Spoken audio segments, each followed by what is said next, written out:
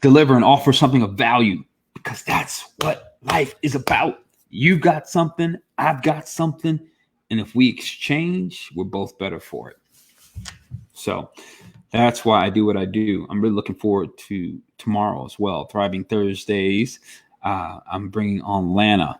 Lana is an amazing woman, very, very unique and full of self-expression, and may inspire you guys in how she manages her business, her company, her life by simply being fully self-expressed. And so I'll let her share that tomorrow. But today, I wanted to jump in and touch on Wellness Wednesday, because that's where we are. So who's online with me? I won't wait too long, because the recording is always available. So I'm just jumping in, seeing what we can create together today. And anytime I am broadcasting, you guys are welcome to join in, ask questions. As I get better with StreamYard, I'll be able to facilitate you guys joining in the conversation. Maybe you want to join in and ask some questions. But today, I'm not sure how far we'll get to do that. But the thing I want to focus on today really quick is 3 ways to realign in downtime. 3 ways, write that down, to realign. And why would I say that? Because in reality, we're forced to, right? Like, we're all in this unique scenario together. Some of us already work from home, so it's not that much of a shift. But now kids are home, or the spouse is home, or the partner's home. And then some of us are out of work completely. Some of us are adapting our work, and we're like in hybrid mode, all of which matters, right? We're all in some form or fashion impacted, and I just simply wanted to share with you. So let's jump right in. 3 ways to realign in downtime. Number 1, your mind, right? So our mind is experiencing a shift. Now, I know for some of you who have children, you can see that happening. Whether you've acknowledged it for yourself or not, they're starting to get a little bit antsy, looking for new things to do, talking about how they're bored. Or maybe you're bored now because you've ran out of things to do. Well, good news for you. Good news for you. As it relates to our mind never dulls. It never gets to a point of the inability to absorb more, to imagine. It's only our limitations in our mind, or the things that we create that we believe about our brain's capacity that shut us down. So one of the things that I believe will make a tremendous difference for you in terms of complete wellness as it relates to your mind during this downtime is to, grab a book, but be more specific. If you're someone like me who loves to read self-help books and things of that nature, I once heard that people who read books like I do or prefer to read need to grab a novel every now and then. In fact, I was in a training program where they told me I had to choose a novel because it was out of my norm. That novel ended up being phenomenal. It allowed my mind to explore different spaces that I would have not done otherwise. Now's a great time to try something you haven't tried before. If it's learning about a new craft, if it's coding, if it's learning about relationships, take the dive now. Like, this time in history may not occur again in our lifetime. We don't know. The likelihood is it may not. But because of that, since we don't know, we didn't see this coming, and now it's here, it's an opportunity for you to dive into something that will transform, that will reignite, that will open up the world to you in a way you hadn't imagined before. One of the books that I picked up a few years ago, but has been in my discussion consistently, particularly over this time, is The Way of the Superior Man. It's written by David Deida. So all you ladies out there, if you want to see how to transform or understand your man better, you might want to pick that book up. This is a really great time.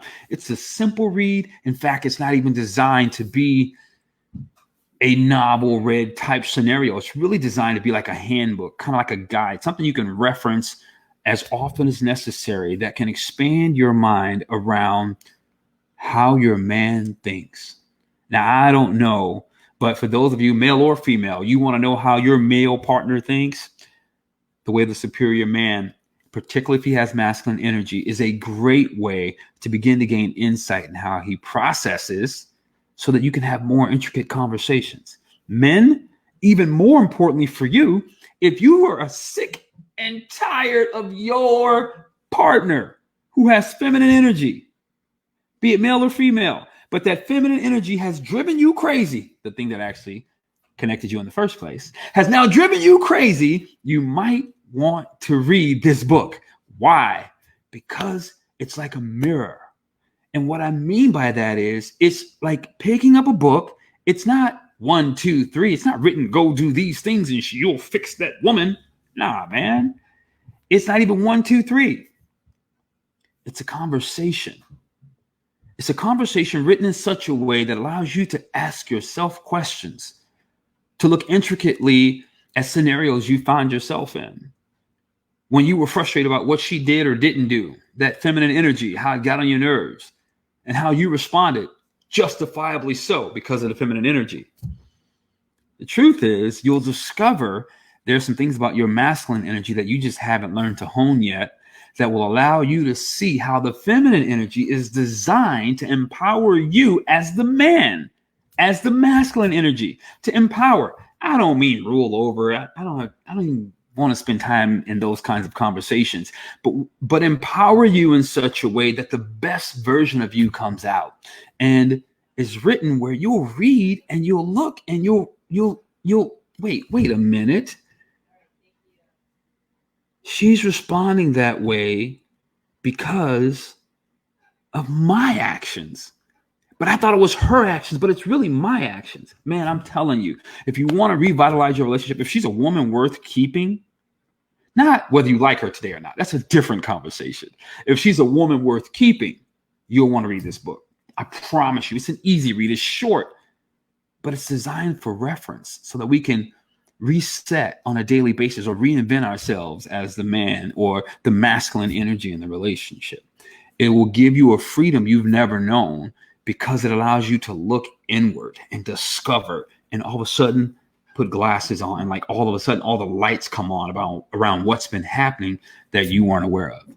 So when we talk about being well and taking care of our wellness, sometimes that emotional space, like right now, like what stay-at-home advisories are causing us, like some of that anxiety, some of that transition, some of that challenge, some of that feeling, this can help you with that.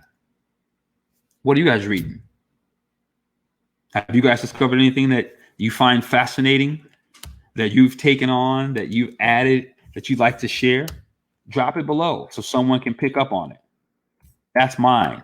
The second thing I want to share with you when we talk about 3 ways that we can simply reinvent ourselves, right? During this downtime, that we can realign ourselves. The second is with your body. Now, I know a lot of us can't get to the gym, and I know a lot of us believe going to the gym is like the answer. Well, there's a couple things I need to share with you. Number one, going to the gym is really great. I enjoy it as well, but you really don't need a gym to stay in shape, to stay fit. There are many exercises you can do at home that can transform your body even more safely and just as effectively as the gym. If you ever heard of the professional running back Herschel Walker, if you haven't, look him up. Amazing cat. He do about 3,000 push-ups a day. Now, I know that sounds insane, but here's why it's effective. He was healthy. He couldn't injure himself. Worst case scenario, he just falls. Not a weight falling on him, but he just falls. Not only that, he taught his muscles to have endurance over time. The dude's well into his 50s fighting MMA. There are other examples of people who use natural body weight exercises to do the same thing. But it's a great time to build endurance in your body and in your muscles without injury. It's phenomenal. Another thing that I am doing right now is I'm working on mobility, right? So for me, I'm 46. I feel great. I look well. I want to have mobility down the road. Yes, I want to keep tone. I've been doing some core exercises that are separating my chest from my abdomen in a way that I hadn't seen in a long time, and I really like it. But mobility, the ability to move and be agile while having strength, is what I focused on. There's a link I'm going to share with you guys. It's a 7-minute warm-up that I do. I forget Mike's last name. And it allows me to just work and get mobility in the morning, just kind of get my limbs loose and things before I do my nickels and dimes, as David Goggins calls them. Nickels and dimes, what are those? Well, I got a pull-up bar, 5 pull-ups, 10 push-ups on a minute, every minute for either 5 or 10 minutes. That allows me to get in 50 push-ups or 100 push-ups in a short time just to warm up. But there are other things that I'm also doing to work on hip flexibility, hip mobility. Those 90-90s, if you haven't heard of 90-90, YouTube it. And so you sit with your legs in 90-degree positions on the floor and you begin to get mobility in those hips and move around. For those of you who have sit-down jobs, you really ought to check it out, because our core is where everything stabilizes and comes from. All of our energy comes from our core, our ability to stand, our ability to be erect in our posture. All of that is core related. And if we're not strengthening it, we become like older people that we see hunched over, holding a cane, unable to really take care of themselves because the core sense of the body is weakened and hasn't been managed well. So taking care of your body from a mobility perspective. My son's now a certified yoga, and we were talking about yoga in its effect. He said, Dad, lifting and exercising is for the front half of the body. He said yoga is really for the back half of the body, because what you do on the front, you need to do on the back, meaning strengthening my back and strengthening my posture, my core, strengthening my glutes and all of those things. And so when he teaches me, he's always talking about foot position and engaging the glute or the inner quad on, particularly on my left side where I had an injury from running, from improperly taking a step. But he works with me on that so that I can get the front side and the back side strong. So now is an opportunity to do that. You don't need a yoga class to do it.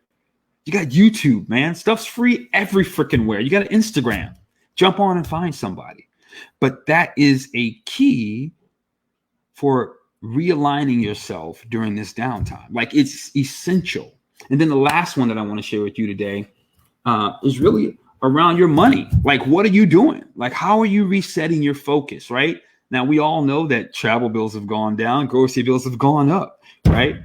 How are you resetting your focus? How are you reinventing your cash flow? I know for me, I run a juice bar. Guess what? I'm not in that joker right now. Why? Because health and safety to my family is far more important to me. And I'm also an actor, right? So I'm on camera doing my thing.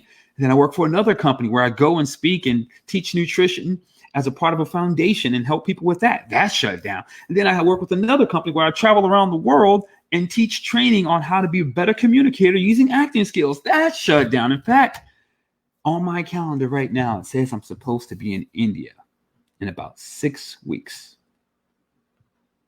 8 weeks.